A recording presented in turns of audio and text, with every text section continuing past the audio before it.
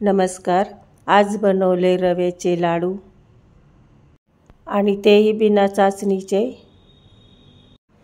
फक्त दूध आणि रवा मिक्स करून इतक्या सोप्या पद्धतीने लाडू बनवले आणि ते पण असे ओलसर लाडू, मऊ नरम लाडू, तोडायलाही सोपे. तर इथं 1 कप रवा घेतला मी. तो रवा जाड रवा आहे आणि लाडूला जाडच रवा घ्यायचा. जरी बारीक असला तरी अर्धा कप बारीक, अर्धा कप जाड असा घ्यायचा. पण मी पूर्ण जाडच रवा घेतला. ज्या कपाने मी रवा मोजून घेतला तेच कप मी दूध घेते.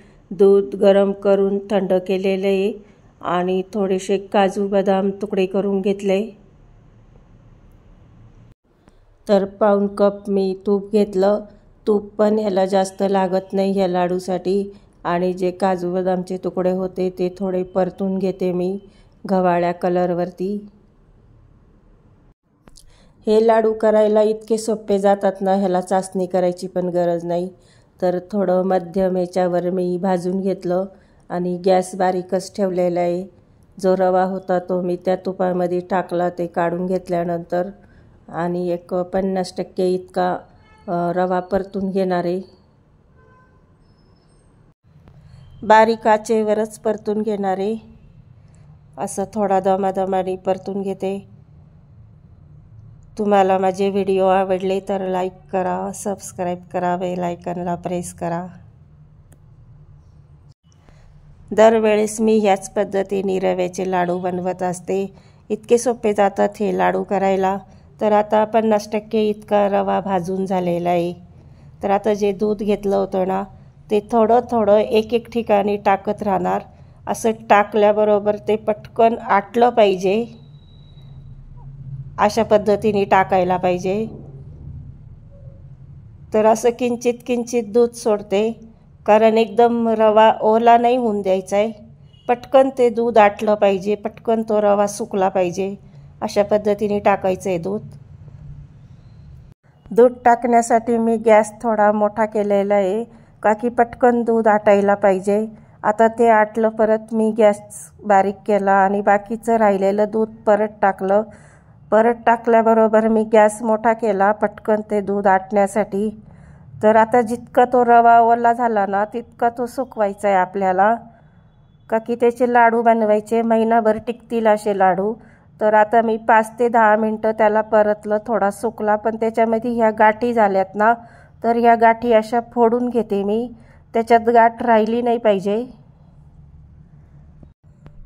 रवा सुकवायला एक 10 ते 12 मिनटं लागतात. तो काही लाल भाजल्या जात नाही. आता थोडा ओला झालेला आहे.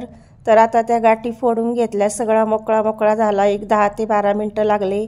आता मी एक 5 मिनटं कढईमध्येच रवा ठेवते थंड होईपर्यंत. तर ह्या कपाने मी दूध आणि रवा घेतला होता तर त्याच्या अर्धा कप मी साखर घेतली त्याच्यात टाकण्यासाठी आणि एक 4 ते 5 विलायची घेतली. पिठी साखर पण असली तरी चालती पण माझ्याकडं पिठी साखर नाही म्हणून मी साखर बारीक करून घेतली. आणि हा 5 ते 6 मिनटं रवा थंडा झाला. तो सगळा टाकून घेते मी थंडा करून ह्याच्यामध्ये भांड्यामध्ये. आणि हे जे बाकीचं भाजलेलं होतं ते मी टाकून देते ह्याच्यामध्ये. जी पिठी साखर होती ती बारीक केलेली ती पण टाकून दिली मी ह्याच्यामध्ये. आता मिक्स करून घेते पूर्ण. त्याचा एक जीव करून घेते. पण दूध टाकल्यानंतर रवा असा 10 ते 12 मिनटं परतून घ्यावा लागतो. परत रवा जसा पहिले होता तसा एकदम सुक्का करावा लागतो. आता थोडंसं साखरेला पण पाणी सुटलं. तर आता करून बघते पण मला वाटतं 1-2 चमचे तूप अजूक लागन कारण त्याचा घट्ट गोळा व्हायला पाहिजे ना. नरम गोळा होतो. तर 2 चमचे मी तूप टाकलं परत त्याच्यामध्ये. पहिले पाऊण कप दूध टाकलं. आता परत मी 2 चमचे तूप टाकलं. तर आता छान गोळा बनतो. खूप सोपे जातात हे लाडू करायला. मी नेहमी हेच लाडू घरात करत असते. आपल्याला ज्या आकाराचे लाडू पाहिजे त्या आकाराचे लाडू करून घ्यायचे. तर चाचणीचे तरी लाडू अवघड असतात. 1 तारी पाक करा, 2 तारी पाक करा, ते पण लाडू बसला पाहिजे.